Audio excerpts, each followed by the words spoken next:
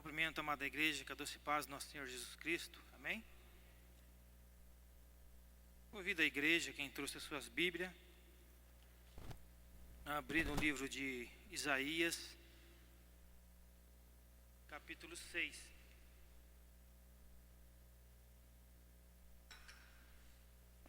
Isaías, capítulo 6.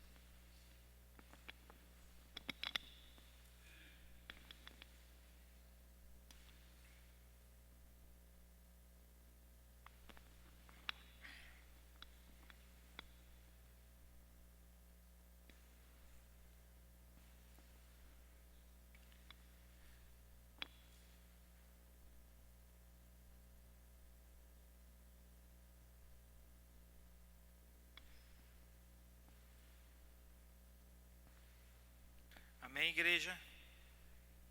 Quem achou diz, com sinal diz amém. Amém.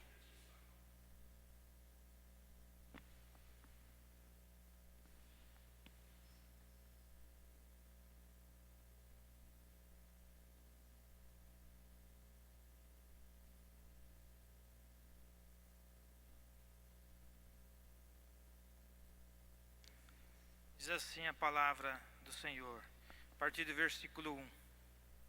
No ano em que morreu o rei Uzias, eu vi o Senhor assentado sobre um alto sublime trono. O seu séquito, ou a sua glória, enchia o templo. Os serafins estavam acima dele.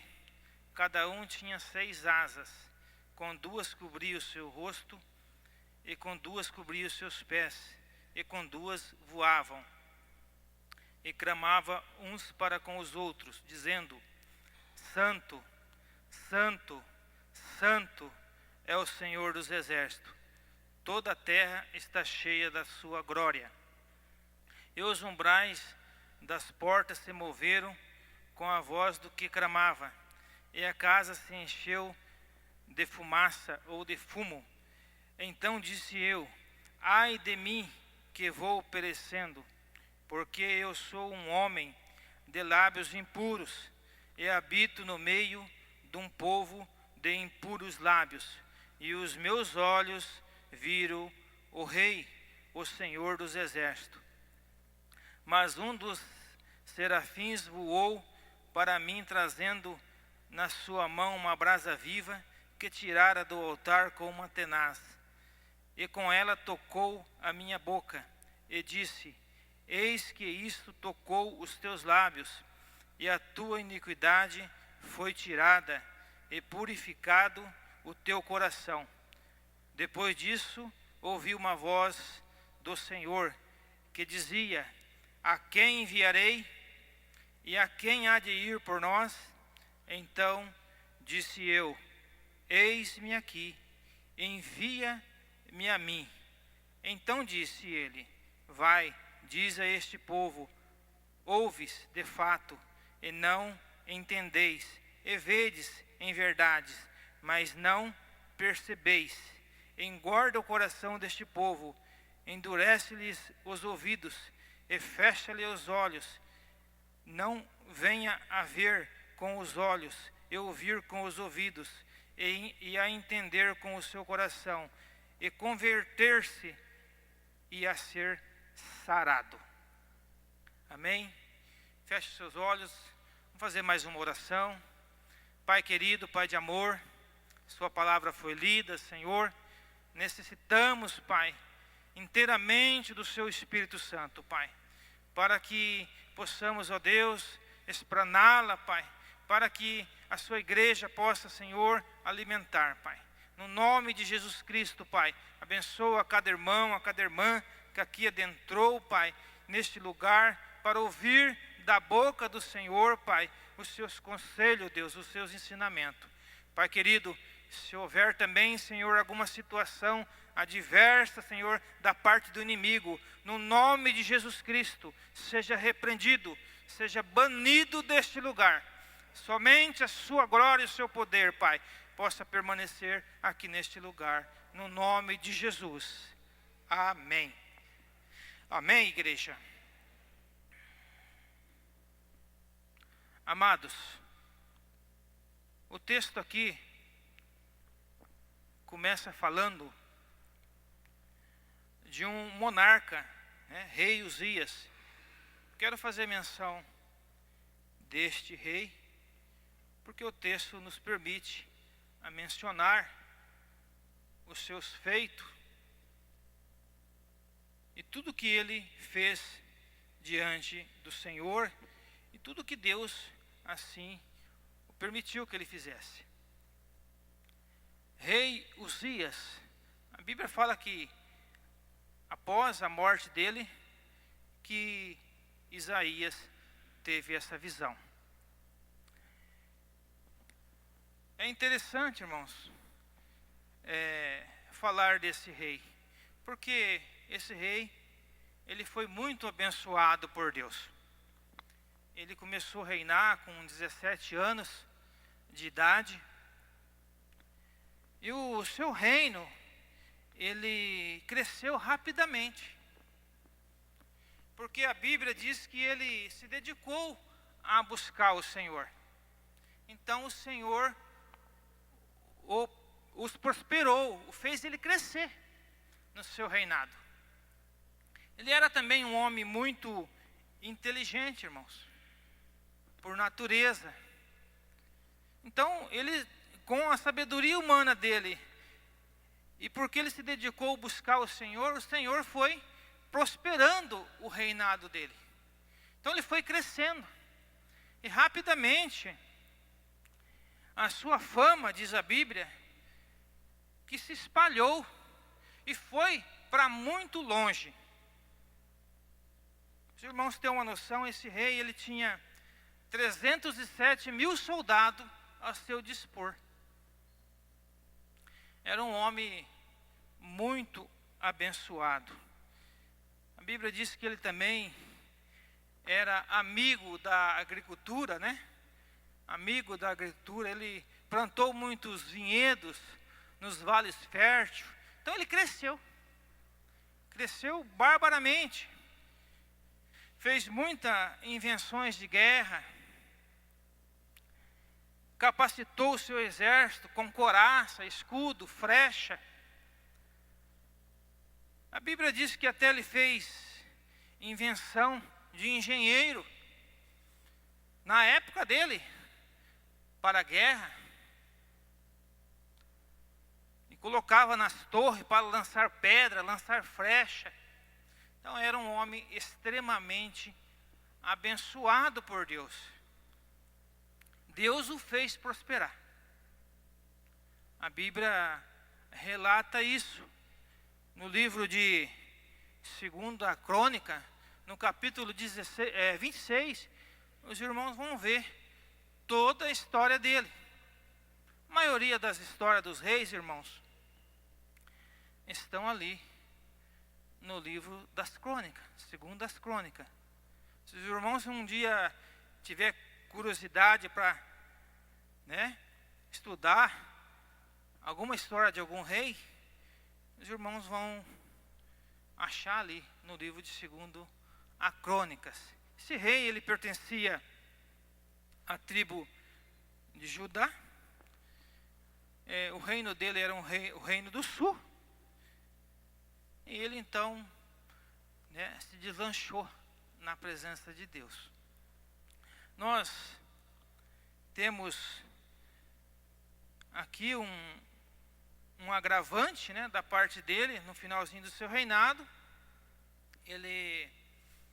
A Bíblia diz que ele exaltou em seu coração, depois de ter fortalecido, depois de Deus ter fortalecido ele, depois da fama dele ser muito grande, na época, ele se fortaleceu, mas o coração dele se envaideceu. E ele cometeu um grande delito diante do Senhor dos Exércitos. Ele entrou no templo para oferecer incenso ao Senhor. Coisa que só era ordenado ao sacerdote da tribo de Arão a fazer. Mas ele pegou um incensário e foi até o templo para oferecer incenso ao Senhor. Porque ele era rei, né, irmãos?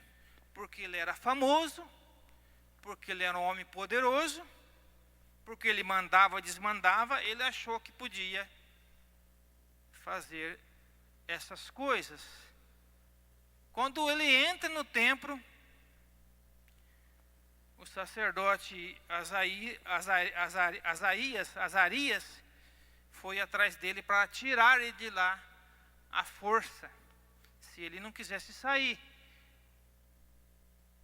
Esse sacerdote Azarias entrou no templo com mais 80 sacerdotes. Então ele disse assim: não compete a ti, ó rei, oferecer incenso ao Senhor.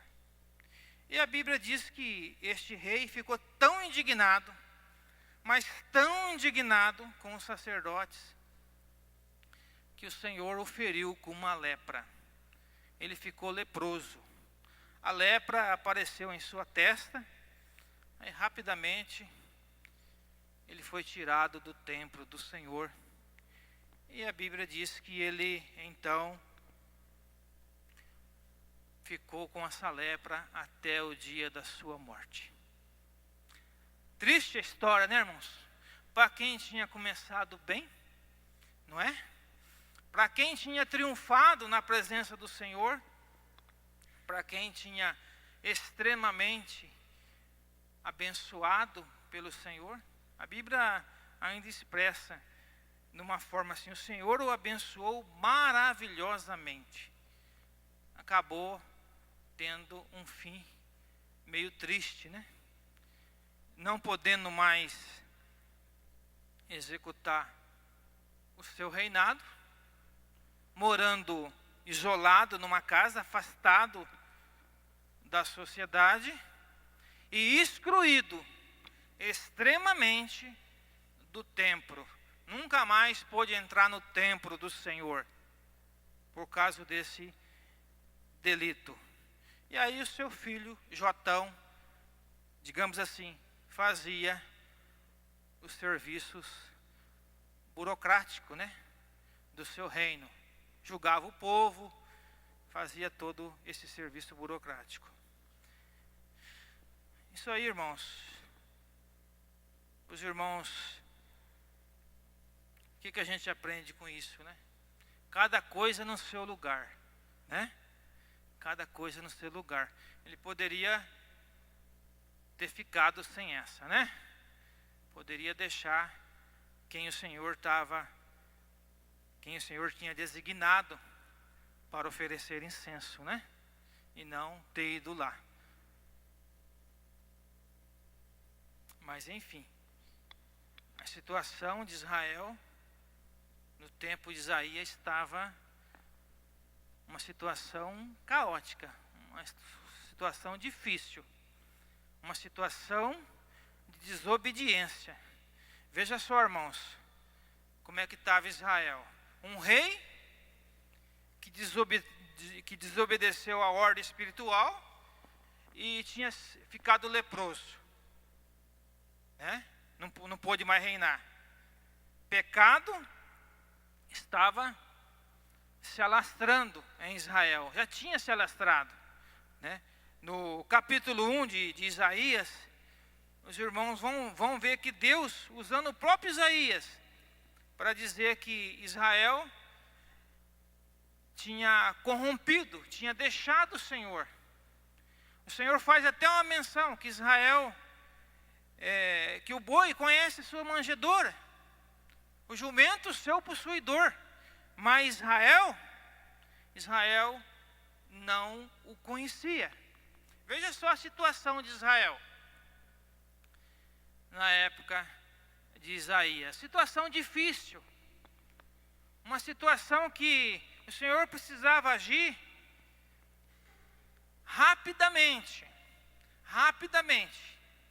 para pôr em ordem. Lembrando que Israel era uma nação separada, uma nação escolhida, de Deus. Uma nação que poderia ser obediente, poderia ser grata a Deus por todos os benefícios que o Senhor tinha feito, mas várias e várias vezes se corromperam, e o Senhor às vezes tinha que agir duramente para corrigir Israel. A situação era de extremo pavor, extremo medo. Eles faziam o que queria. Fazia o que queria em Israel. Não obedecia às autoridades espirituais, que eram os sacerdotes, fazia o que queriam. Oferecia holocausto com animais defeituosos. Estava uma calamidade. Uma calamidade. O Senhor precisava agir rapidamente. Nosso Deus é um Deus de misericórdia, um Deus de poder, um Deus que a Bíblia diz lá no livro de Jeremias, que o pensamento de Deus para com o seu povo é um pensamento de paz e não de mal. Pensamento de conserto para com o seu povo. Olhando por esse lado, irmãos, essa situação difícil de Israel, o Senhor então age rapidamente para com Israel. Se Israel obedecesse, não seria levado para o cativeiro. Então o Senhor coloca situações para que Israel pudesse se converter, se arrepender. E o Senhor teria que usar uma pessoa para falar com o seu povo. Não achava ninguém. Não achava ninguém. Mas um dia, um homem entrou no templo. Um dia um homem entrou no templo do Senhor.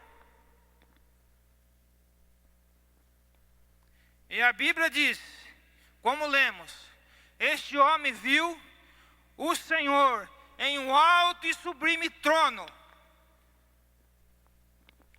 E a Bíblia diz que este homem viu a glória de Deus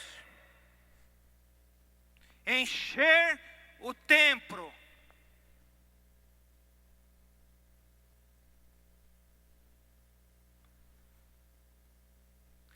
Este homem também viu os umbrais do templo se moverem com a voz dos anjos, dos serafins que clamavam: Santo, Santo, Santo é o Senhor dos exércitos.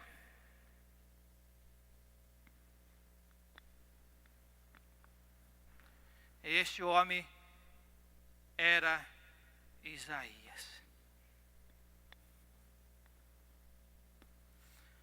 Mas o que adianta, irmãos, alguém ver a glória de Deus e não se arrepender?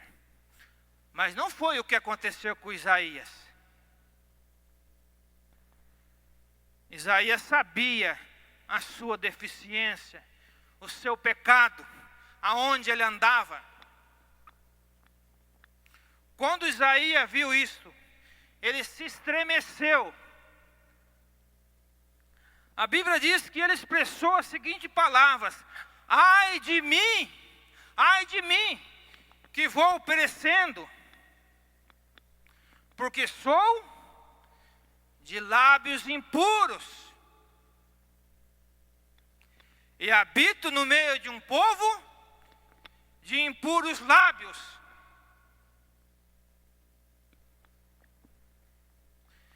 E os meus olhos viram o Senhor dos exércitos. Você conseguiu ver o seu pecado, a sua miséria, quando Jesus se apresentou a você como Salvador?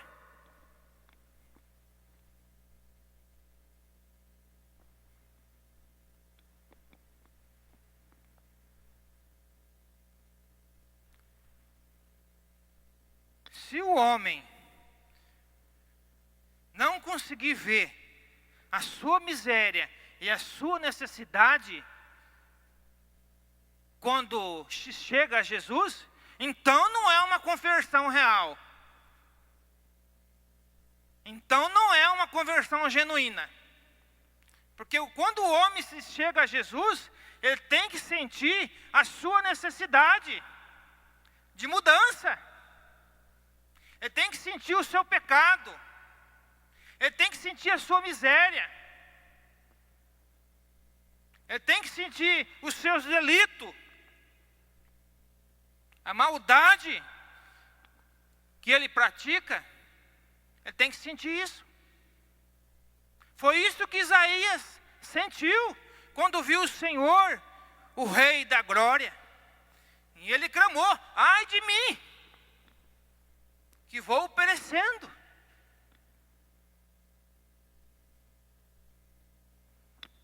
Mas a Bíblia diz que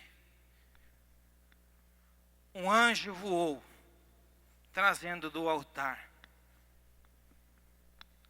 uma brasa viva, que passara em seus lábios. E o anjo disse assim: vê, isso te tocou, e os seus pecados foram perdoados, e a sua iniquidade foi tirada. Quem que representa essa brasa viva do altar, amados? Ele já se manifestou em você.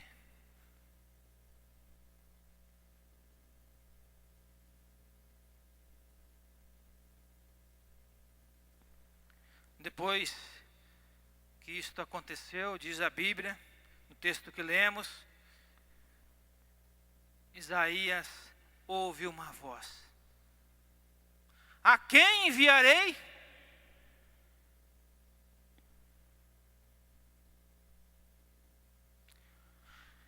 Quem há de ir por nós?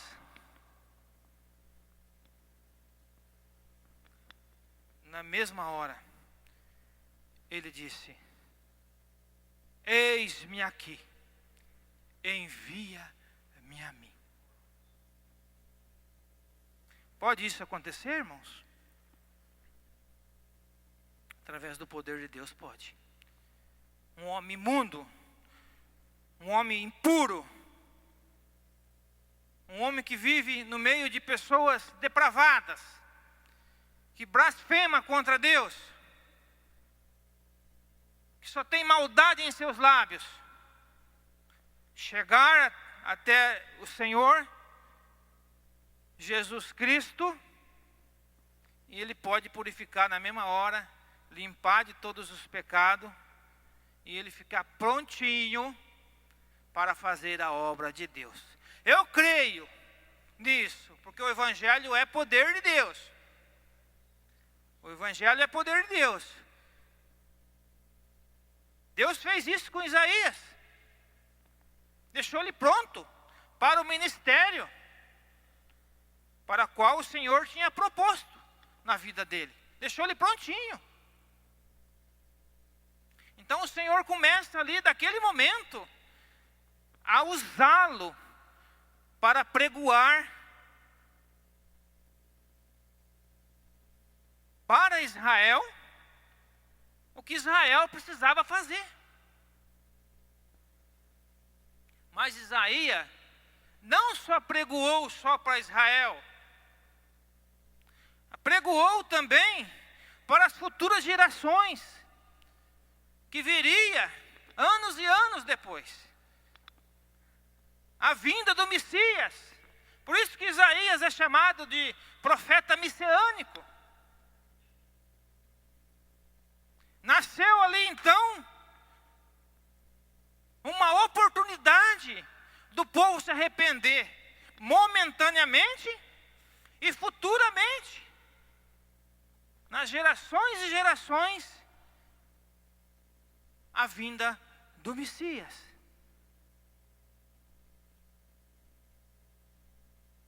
Isaías então começa Ao mesmo tempo que Isaías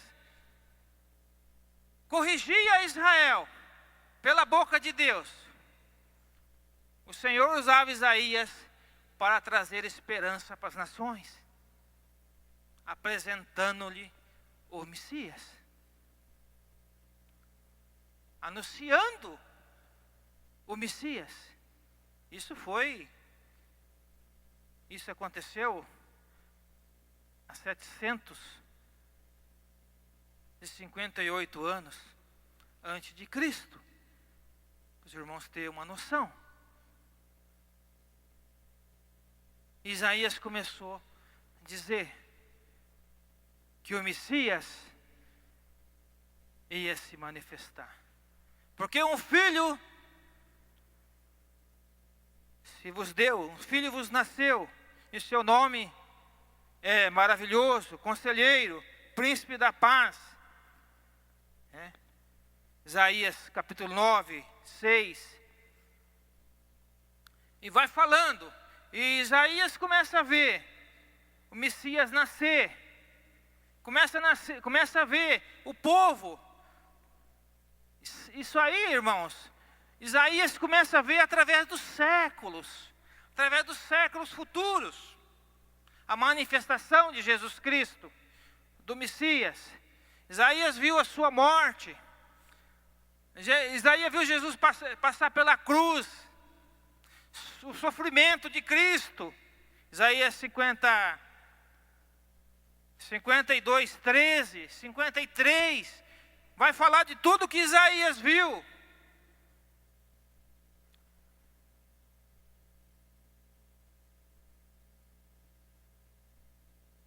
É esperança, irmãos? Alguém que está num desconforto terrível e alguém fala de uma nova vida, fala de uma esperança. E não é uma esperança somente terrena, é uma esperança eterna. O anúncio de Isaías não era para livrar Israel momentaneamente de castigo materiais, mas era para livrar da morte espiritual também, e principalmente da morte espiritual.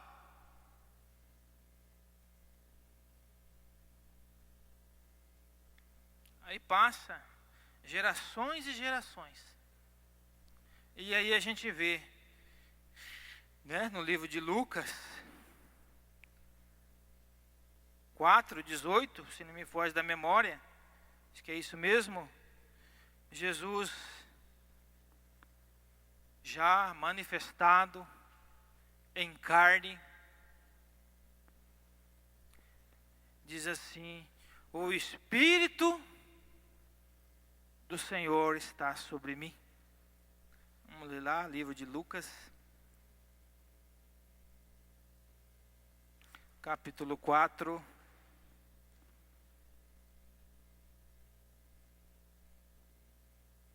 versículo 18.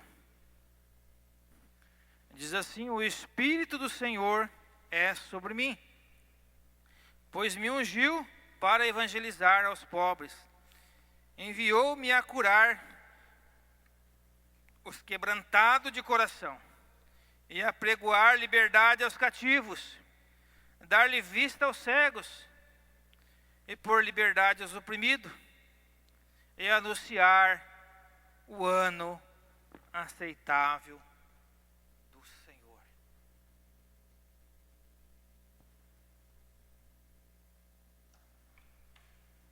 Quem pode resistir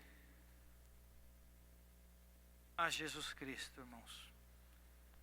Quem pode resistir a Jesus Cristo? Quem pode resistir a este amor?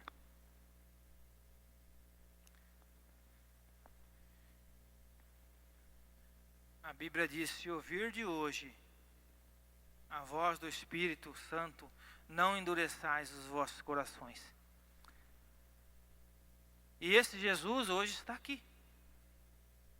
Esse Jesus anunciado por Isaías está aqui nesta noite. Esse Jesus se manifestou em carne há mais de 2000 anos atrás. Foi morto naquela cruz, padeceu, né, sob Pôncio Pilato, ressuscitou ao terceiro dia e está libertando, soltando as prisões, as pessoas que estão aprisionadas no seu próprio eu, no seu próprio egoísmo, nos seus pecados e delitos, está libertando. Mas aquele que sente o seu pecado, a sua miséria, a sua necessidade de ser salvo, ele liberta instantaneamente. Instantaneamente. Não tem poder maior do que o poder de Jesus Cristo. Ele faz a obra por completa. Ele faz a obra por completa. Eu sou testemunho disso, porque Ele fez na minha vida. Eu sei que tem vários irmãos aqui que é testemunha do que eu estou falando. Ele faz a obra por completa. Ele liberta. Ele cura. Ele santifica. Ele é o Senhor da nossa esperança. Ele é o Senhor da nossa salvação.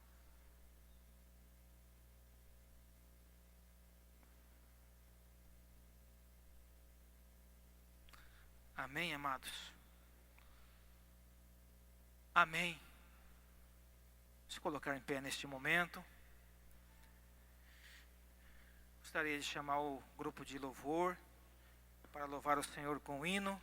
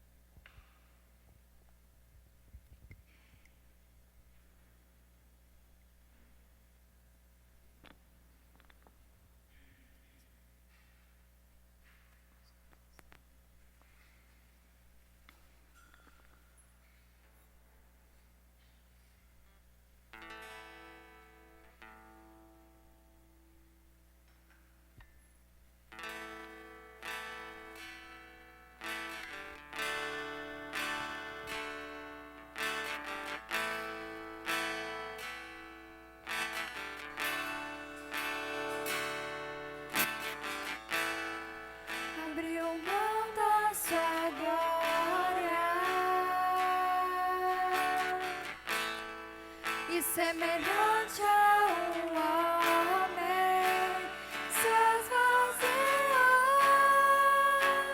se abandonou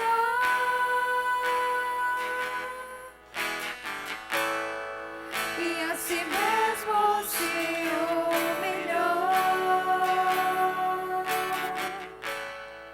e como filho obedeceu até a morte.